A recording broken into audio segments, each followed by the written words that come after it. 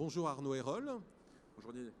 Vous êtes donc le président de NAP, qui est la société qui possède les enseignes Maison de la Presse et Mac Presse. Exactement. Donc vous êtes présent aujourd'hui sur le salon Expo Presse. Qu'est-ce que vous présentez aux visiteurs? Alors, usuellement, on a toujours fait le salon Expo Presse, bien sûr, en tant que maison de la presse. Donc, aujourd'hui, on est là pour présenter essentiellement, mais pas que, notre nouveau concept en fait de magasin. Donc, on appelle le concept Maison de la Presse Convergence. C'est un concept qu'on a inauguré il y a maintenant 9 mois, puisque c'était en juin dernier.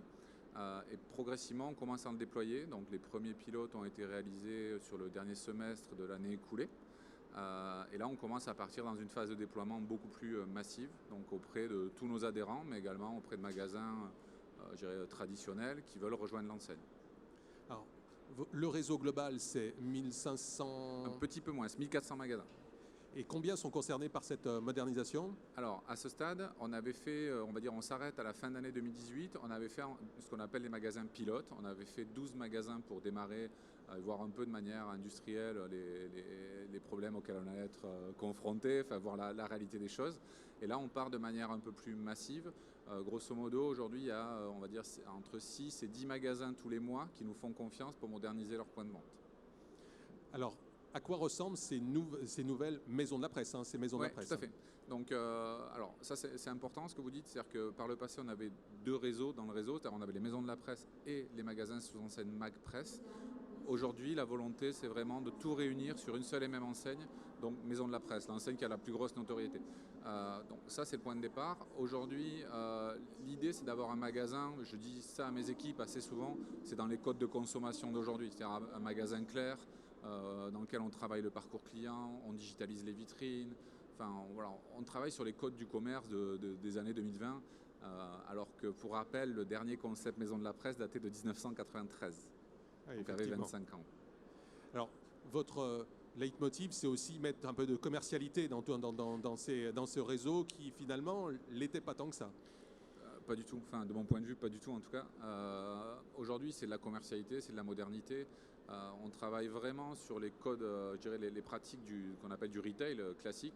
On travaille le sens de circulation dans le magasin, on met les produits d'appel au fond et on les produits d'impulsion devant. Enfin, on travaille l'éclairage des produits. On est sur un concept où le plafond est noir pour baisser le regard des gens et que le consommateur regarde les produits et non pas en l'air. Enfin, on travaille vraiment très finement l'approche retail pour que le magasin vende plus, tout simplement. Donc ça, c'est vraiment notre prisme de départ. Et ça s'illustre par beaucoup de petites choses, mais qui sont des symboles forts. On met par exemple des paniers, comme un panier de course, à l'entrée et au fond du magasin, dans une maison de la presse. Donc on induit aux consommateurs. Les gens le prennent en rentrant pour mettre leurs achats. On induit qu'on peut déambuler dans le magasin et acheter plusieurs choses. Ne serait-ce que ça paraît bénin, mais c'est un changement d'état d'esprit fondamental pour nos commerçants et pour nos consommateurs. Alors, quels sont les premiers résultats de vos tests? Est-ce qu'on voit une augmentation des ventes de presse notamment, et puis plus globalement, parce que vous ne vendez pas que de la presse dans ces magasins, l'impact sur le chiffre d'affaires des magasins? Alors, les magasins sont vraiment, c'est ce que vous dites, sont multi-activités. Moi, j'appelle ça des multispécialistes. On a de la presse, bien sûr, des produits culturels, du livre, de la papeterie. Certains ont parfois le tabac, on fait de la confiserie. Enfin, voilà, on est vraiment sur toutes ces activités connues de notre réseau. Aujourd'hui, la donne, elle est claire, c'est-à-dire qu'à chaque fois qu'on remodernise un point de vente, qu'on modernise un magasin, qu'on passe au nouveau concept, on fait plus de trafic, plus de tickets payés, plus de passages en caisse, et également les paniers moyens augmentent. C'est une constante, c'est-à-dire que dans tous les magasins qu'on a modernisés aujourd'hui, plus de trafic, plus de paniers moyens. Ça veut dire que c'est un message d'optimisme, ça veut dire que quand on repense les magasins, on peut voir à nouveau les chiffres d'affaires repartir vers la hausse. Je vais prendre un exemple, je le prends avec des pincettes, et il faut vraiment le considérer comme tel. Notre propre magasin qu'on a à Lyon, donc c'est un magasin plutôt gros vendeur de presse, c'est un beau magasin. On avait par le passé, donc avant de le moderniser, 300 mètres linéaires de presse, donc 300 mètres linéaires développés de presse, c'est plutôt un très gros rayon de presse. Suite à la modernisation, on a sacrifié un tiers du linéaire. Donc j'ai des confrères éditeurs qui m'ont banni à un moment donné. Aujourd'hui, on progresse de 20%. Sur les ventes? Oui. Avec un tiers de linéaire en moins, On a redonné de la clarté au magasin, on a mis la presse au fond du point de vente, on travaille des zones chaudes, des zones thématiques sur des hors-séries. On a mis en place certaines techniques de merchandising dans le point de vente. Aujourd'hui, si je prends, je crois qu'en global annuel 2018, sur l'année complète, on fait plus 11. Et là, depuis le début de l'année, sur janvier et février, on est à plus 20. Alors vous disiez une quinzaine de magasins par mois rénovés. Combien de temps il faut pour boucler tout votre parc et quand le concept Mac Press va finalement disparaître au profit de Maison de la Presse? Alors ça va s'éteindre, je dirais, c'est le temps qui fait le temps qui fait le reste. Aujourd'hui, on est sur un rythme de déploiement. L'ambition du groupe, c'est d'arriver à conceptualiser 150 points de vente par an.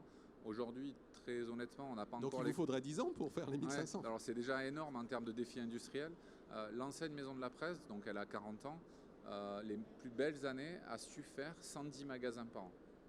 Donc ça veut dire passer sur un rythme industriel à 150, c'est pour vous donner des repères dans le retail, c'est Carrefour proximité. C'est-à-dire Carrefour fait 200 magasins par an en proximité. Donc c'est déjà des gros enjeux industriels de déploiement. 200 magasins, c'est 4 magasins par semaine en travaux. Oui, effectivement. Ouais. Donc c'est vraiment un sacré boulot pour les équipes, pour tous les maîtres d'œuvre avec lesquels on collabore et tous les industriels. Et donc nous, le groupe a la charge de la coordination de tous ces projets. Donc voilà, petit à petit, on monte en compétences. Aujourd'hui, on est organisé pour traiter à peu près 70 points de vente. Et l'idée, c'est arriver à monter à 150 assez vite. Je doute qu'on y soit dès cette année, mais je pense qu'à partir de l'année prochaine, on sera vraiment en capacité d'absorber un tel flux. Alors, autre sujet, le gouvernement a fait augmenter les prix du tabac et des paquets de cigarettes de façon exponentielle et importante pour limiter cette consommation. Et donc, en échange, a proposé aux marchands, ceux qui vendent du tabac, donc de les aider et de financer la modernisation. Et vous intervenez dans cette... C'est ça, exactement. C'est-à-dire qu'en fait, en contrepartie du plan de santé publique et d'augmentation, le fameux paquet à 10 € dont tout le monde a entendu parler, les pouvoirs publics ont décidé de doter un fonds qui va venir aider les buralistes à se transformer. Alors il faut savoir que moi dans les maisons de la presse, 50% des magasins maisons de la presse ont l'activité tabac. Donc la moitié du réseau qu'on gère est concerné. Et aujourd'hui en fait on est auditeur pour le compte des douanes. C'est-à-dire que pré-subvention, pour obtenir la subvention, il y a une formalisme à respecter au niveau du magasin. Donc on accompagne le commerçant dans ce formalisme, on l'aide à construire sa demande de subvention et on construit son projet commercial et son magasin de demain. Et donc du coup, ce dispositif donc, de subvention nous aide énormément financièrement, enfin surtout le commerçant. Et pour vous donner des repères, c'est à peu près 30% de l'investissement réalisé par le commerçant qui est pris en charge par le fonds de transformation des douanes. Donc c'est très prégnant.